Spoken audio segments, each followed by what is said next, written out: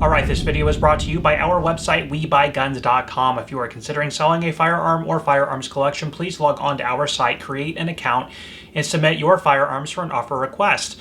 Now, with those offers, you will get a printable offer certificate, which you can take with you to competing gun stores in your area to try and leverage yourself a better deal. If you're unable to get a better deal, go ahead and sell them to us. We do provide you with a shipping label, and we will pay you with a paper check or ACH direct deposit to make the process as easy for you as possible. So please remember, go check us out at WeBuyGuns.com.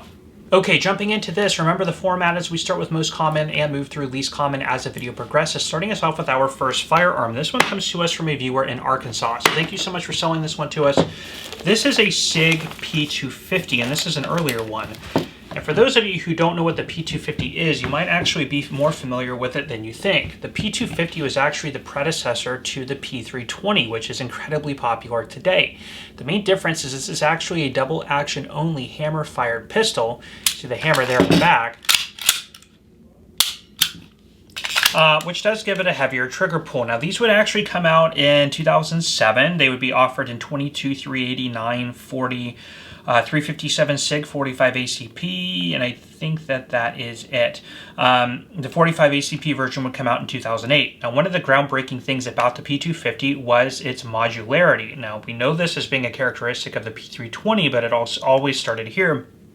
So, the serialized part is the fire control group, fire control unit, which is actually removable from the firearm. You can put it in other grip frame sizes to make the pistol a very modular system or a platform. Now this would be a carryover to the P320, but of course it always started here.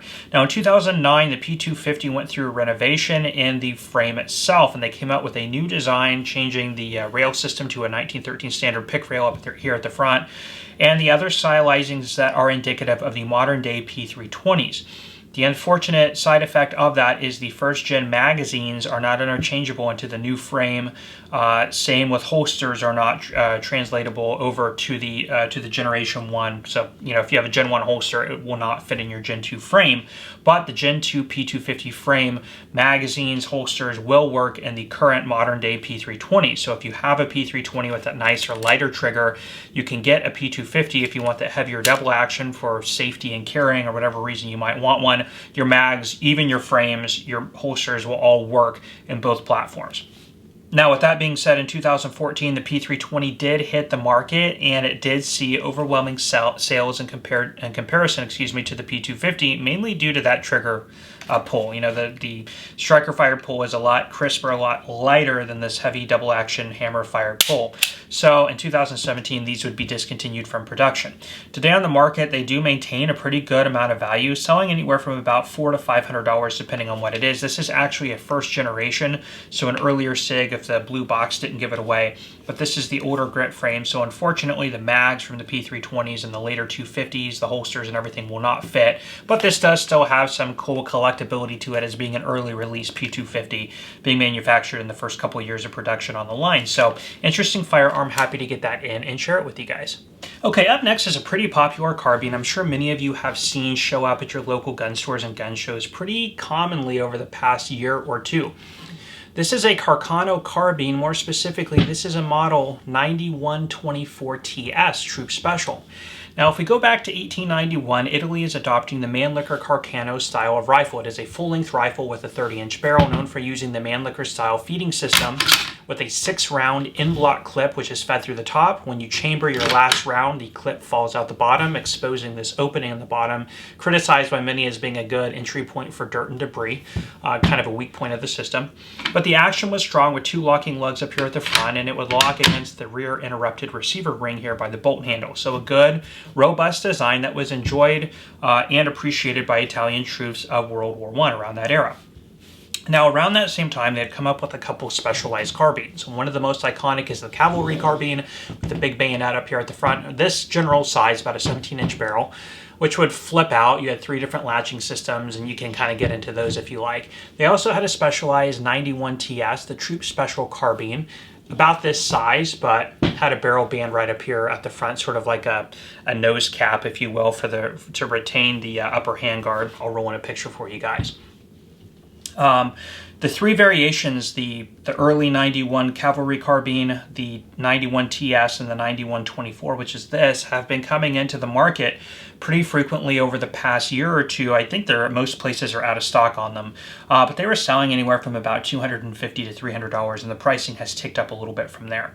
But getting back to what the rifle is, the 91 TS Troop Special would have somewhat of a similar application as the World War II United States M1 carbine. It was a specialized carbine, very lightweight, handy, and easy to use for rear echelon troops, cooks, vehicle drivers, artillery crews. It was also known to be good for assaulting trenches in World War I, getting in tight and close. These were known to be very good for that type of implementation.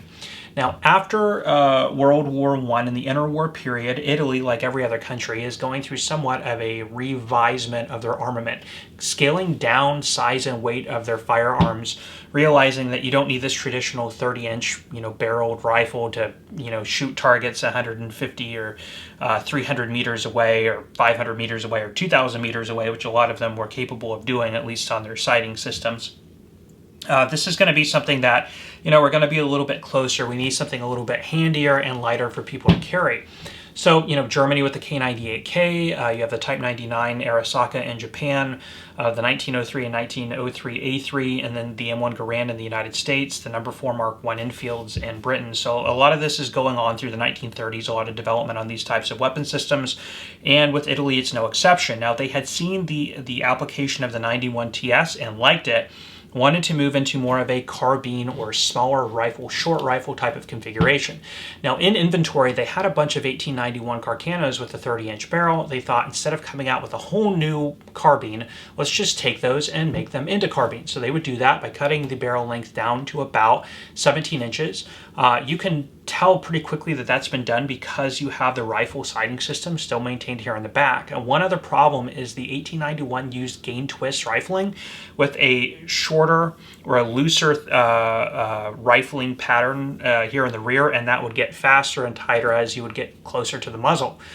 Now, when you're cutting down the barrel, you're getting rid of that tighter rifling pattern towards the front. So these were known for having pretty poor accuracy, but they worked for the interwar period through the 1930s. Now, the 1938 carbine or short rifle would come out in time for World War II and be most commonly what you would see in the Second World War, although these would see service as well.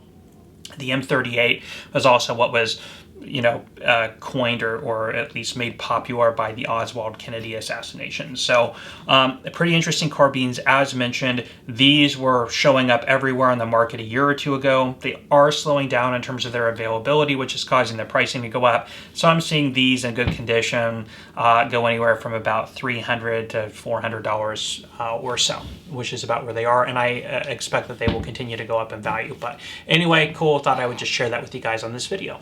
Okay, up next I have a series of pistols that are very popular, and in fact I've had them on the channel before. These are Makarov pistols. At the top we have Makarov PMs, and at the bottom we have Russian commercial exports that would have been popular here in the US through the 1990s.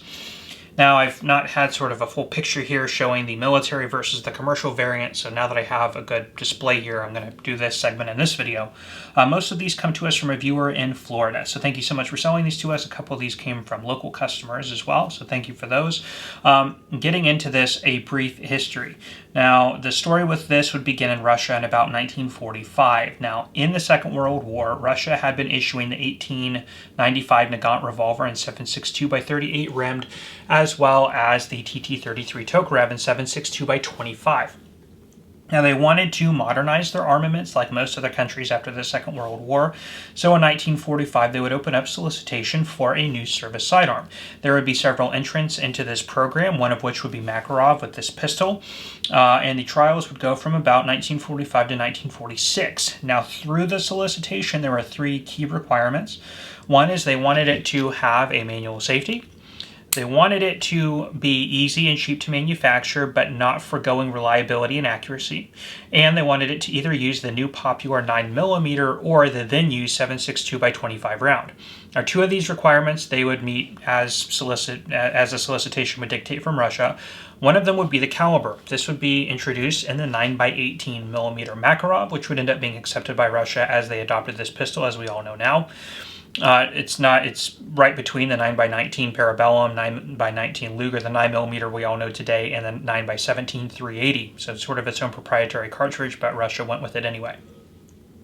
Now, meeting the requirement for ease and simplicity of manufacture while maintaining rigidity and accuracy. Now, they had been taking note at the arms development in Germany at the time with the PP and the PPK pistols.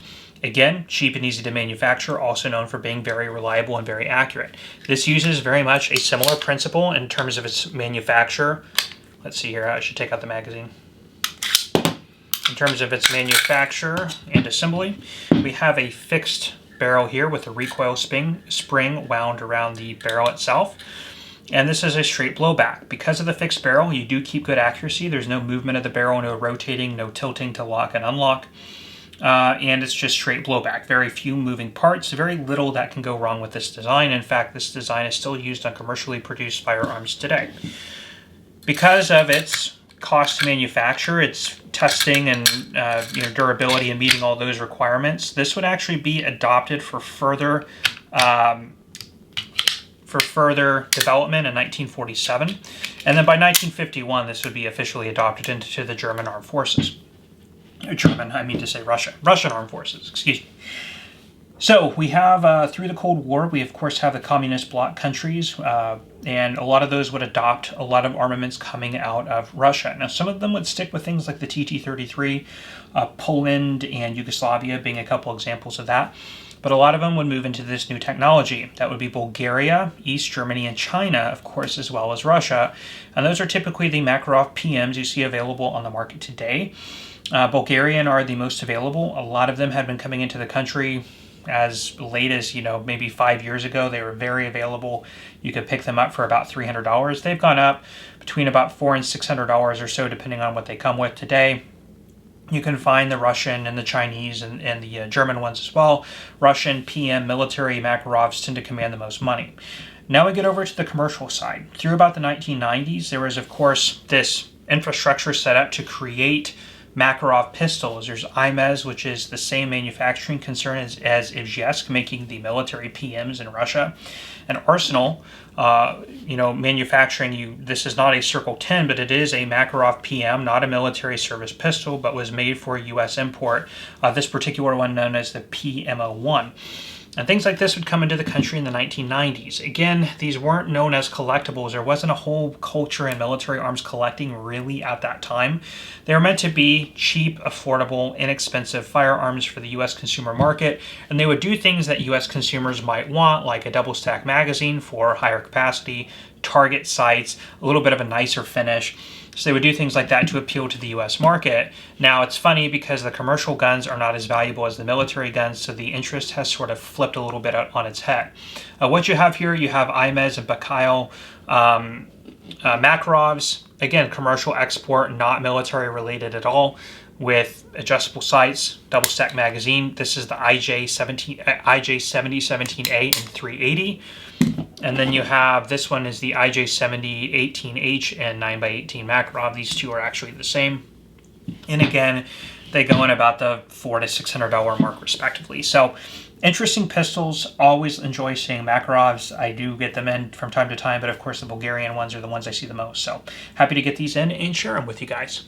Okay, up next is a very popular pistol that comes to us from a viewer in Mississippi. So thank you so much for selling this one to us. This is a Beretta Model 84BB. This series is also known as the 81 series as well as the Cheetah. Now, this would come out in 1976 and stay in production until about 2016-2017 when it would go out of production. However, I have seen commercial variants come up on the market as recently as last year. I think we got in a brand new one for Beretta, so I think maybe they're still making them, but in very limited numbers compared to what they used to manufacture. A lot of the thought on that is that they're expensive for what they are, and we'll get into that towards the end of this video. So this would hit the market as mentioned in 1976. They would have many different models. 81, 2, 3, 4, and 5 would be in this sort of configuration. Now the 81 and 82 would be 32 automatic. The 83, 4, and 5 would be 380s. Now the 84 would be double stack, and the 83 and the 85 would be single stack. The 86 used a tilting barrel similar to like the 30-32, the Tomcats, Bobcats, 21A, those sorts of things. But probably out of all of the 81 series, the 84 is the one that's most popular. Of course, being a 380 and a double stack. And it has a very good fit and feel in the hand. Straight blowback design, very, very ergonomic and fun to shoot if you've never gotten a chance to shoot a cheetah. Very, very classic firearms. Now, these would see service with the Italian police forces throughout about the 70s and 80s, I think even believe into the 90s, and these would show up as surplus firearms on the U.S. consumer market, which this is actually one of those, usually being imported by Century Arms or TGI, among maybe a few others.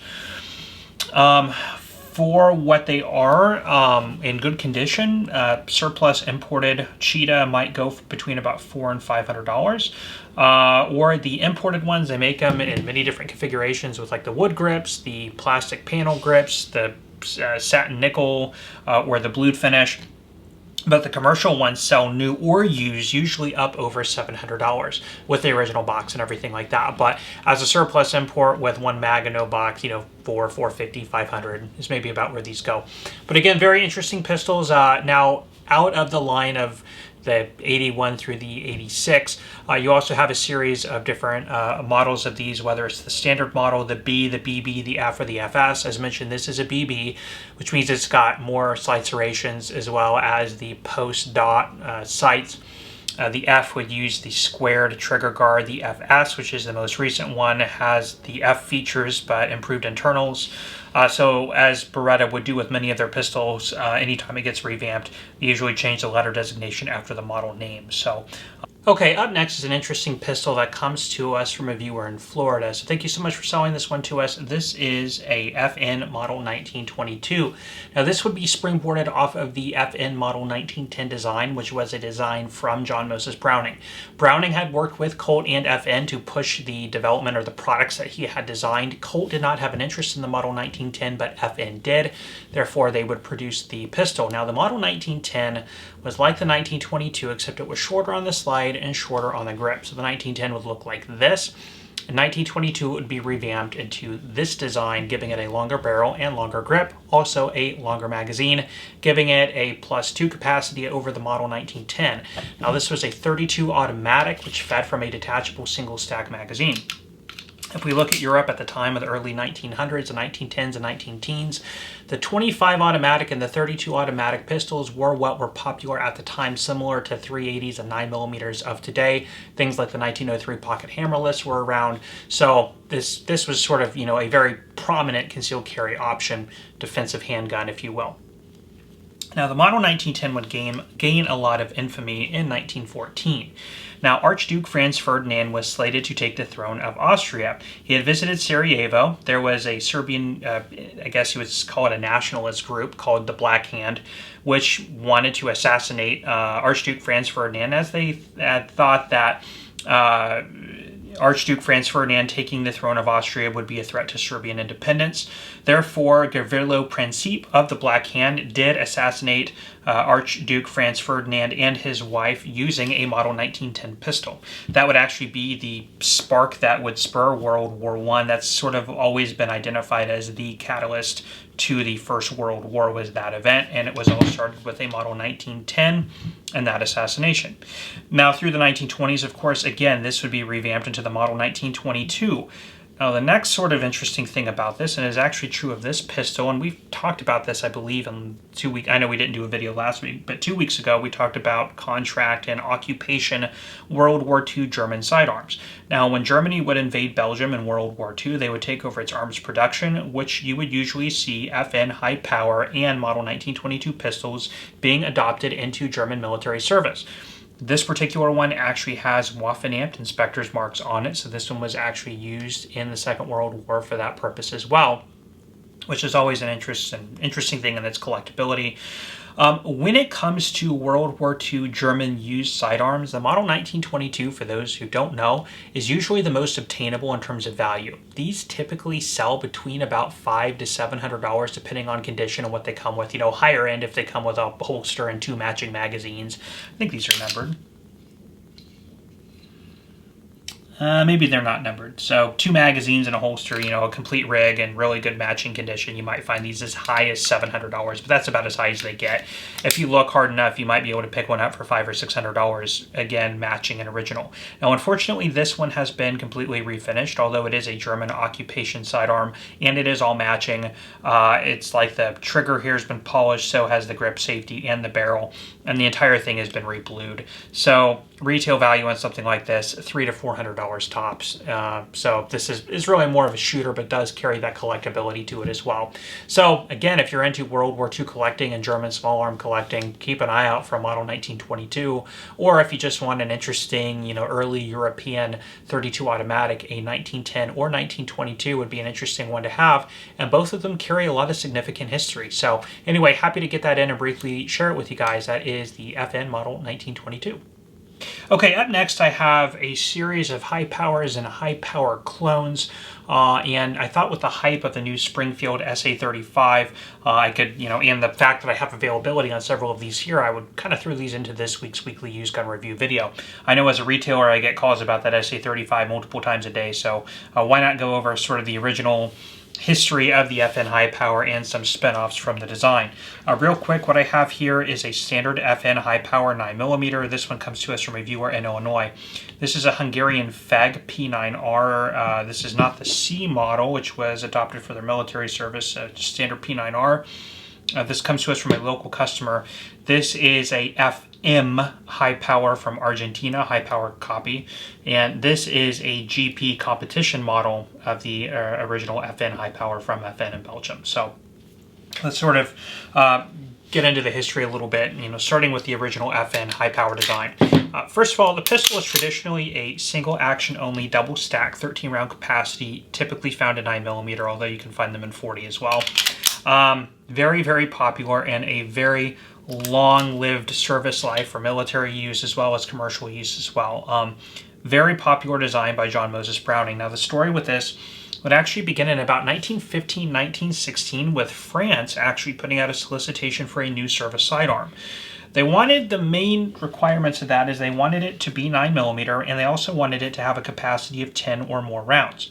Now, FN had commissioned the help of John Moses Browning to help them design a firearm, as FN wanted this French military contract. It would, of course, be lucrative and good for them for business, so they would want to bring John Moses Browning on board to design this pistol.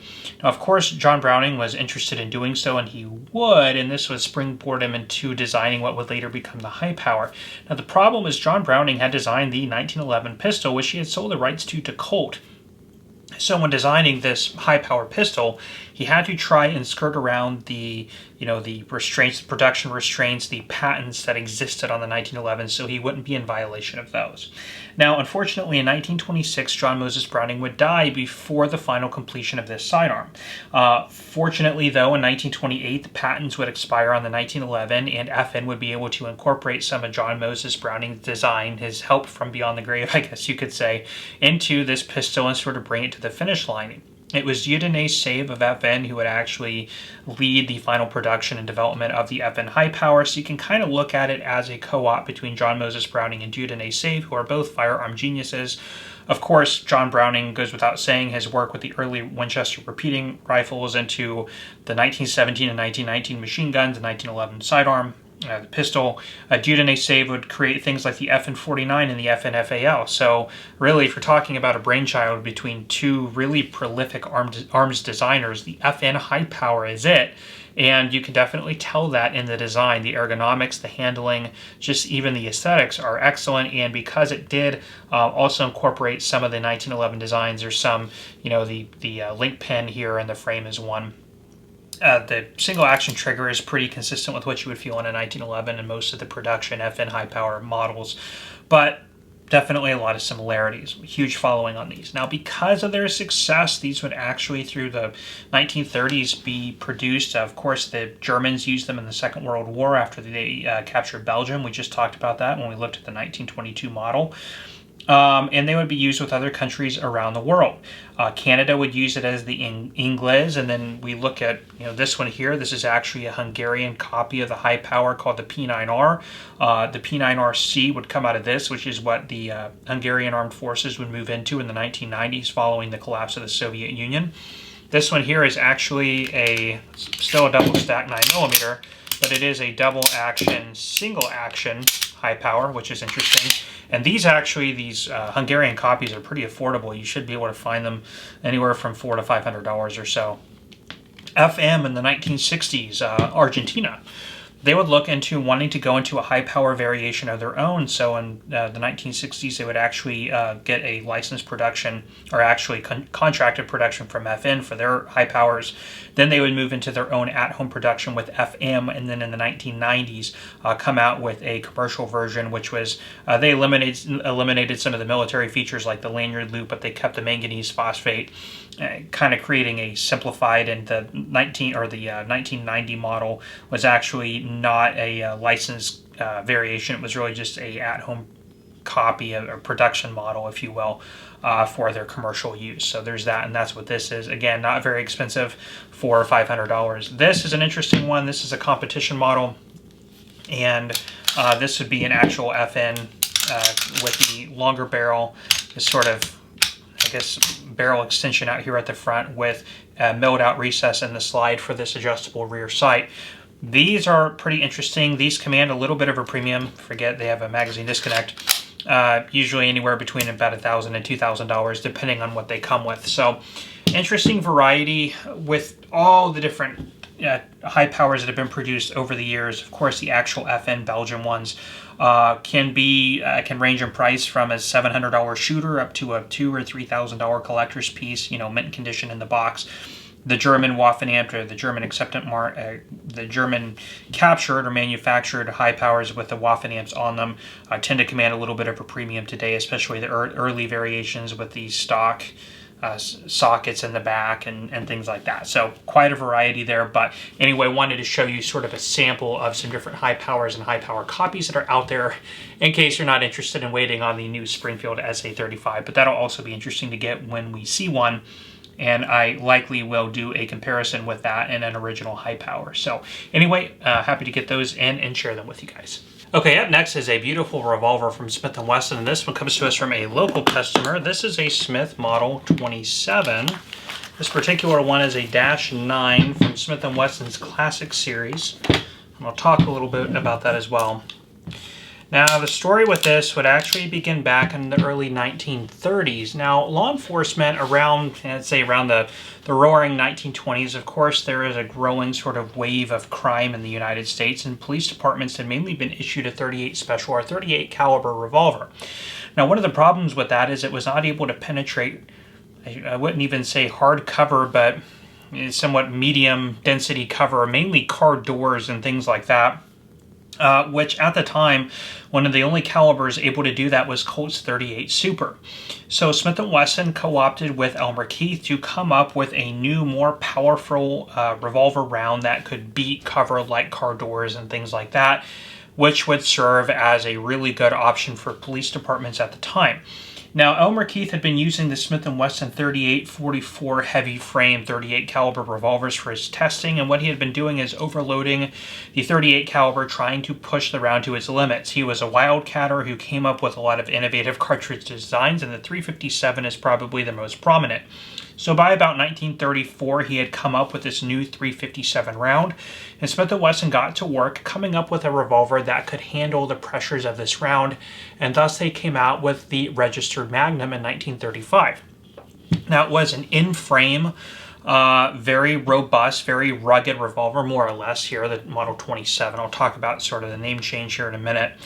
But it made a splash with law enforcement. It was somewhat of a custom order firearm. There was a different triggers, different hammers you could get, different grips you could get, different barrel lengths, and it was very expensive for firearms at the time, but with this new 357 technology, it made a huge hit with law enforcement markets and the commercial market as well.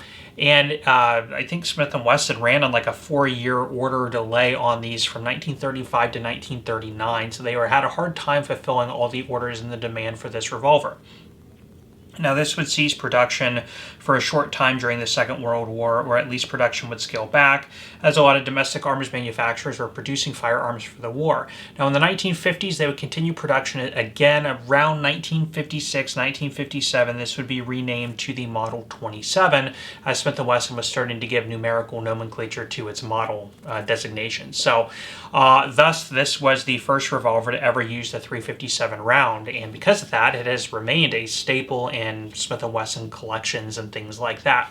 Now, in the late 2000s, Smith & Wesson came up with their classic series of revolvers, revamping classic lines like this, the Model 27s, the 586s, the Model 29s, so you can actually purchase even today the classic revolvers that have been unfortunately brought up to like modern safety standards. So you have the frame locks and things like that. You have a transfer bar, so you do not have the classic features that the most Smith collectors want. But if you want one as a shooter that you can get brand new, the classic series is there for you.